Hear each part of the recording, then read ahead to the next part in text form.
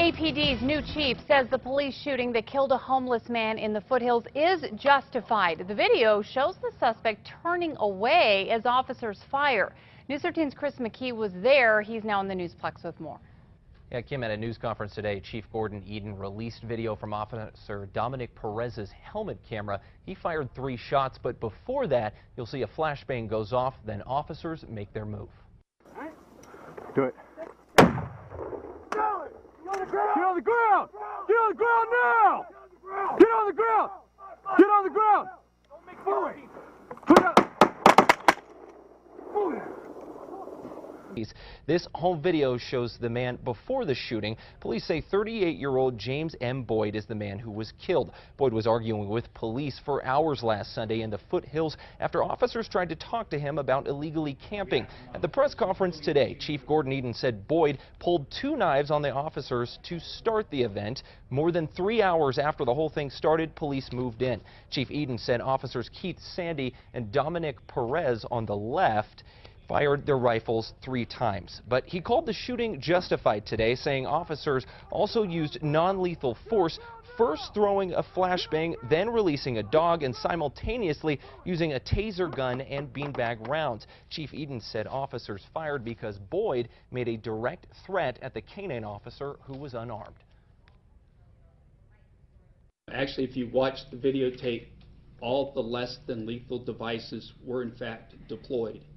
It was when the canine officer was down directing the canine dog that the suspect pulled out the 2 knives and directed a threat to the canine officer who had no weapons drawn.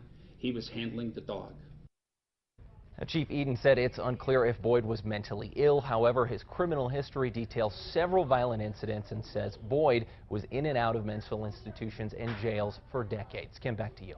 Okay, thanks, Chris. Now, there are still a lot of unanswered questions surrounding the shooting. Albuquerque police would not say if one or both officers' bullets hit the suspect or how many times he was hit.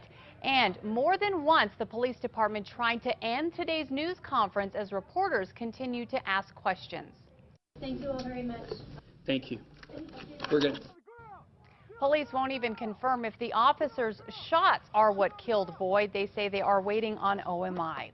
Keith Sandy, the officer who fired first, does have a storied past. We told you on special assignment earlier this week how Sandy was fired from state police for time card fraud. He was facing possible criminal charges for doing private security work while on the clock. In 2007, he was hired on by APD anyway.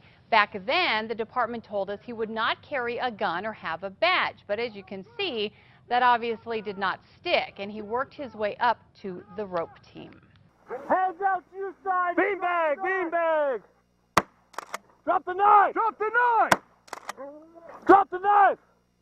Still got the knife in your hand? Good. I'll be your hands free. Still.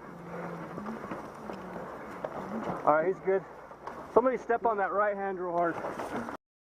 Despite Chief Eden's that the shooting was justified, it is already under attack. Here's News 13's Gabrielle Burkhart. Dick, we showed the shooting video to an attorney and to a civil rights leader who both closely watch APD's use of force. Do it. Get on the ground!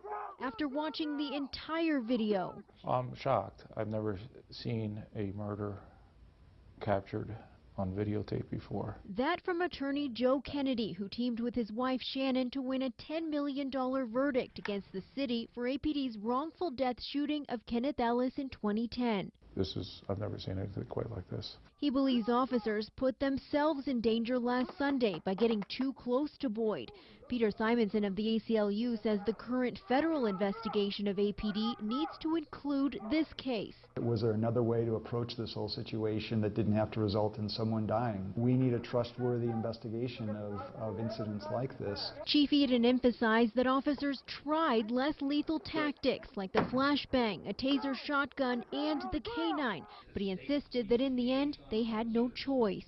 It was when the canine officer was down directing the canine dog that the suspect pulled out the 2 knives and directed a threat to the canine officer who had no weapons drawn. The big lie is anytime our officers shoot, they had a right to shoot because they felt threatened. And if this doesn't convince this chief and this mayor that officers are out there killing people without justification, I don't know what will. Kennedy also points out that after repeated instruction to Get on the ground! the suspect is turning away and is leaning toward the ground when officers fired 6 shots. If they're giving him an order to get down on the ground and he behaves in a manner that looks like he's getting on the ground, what right do you have to shoot him?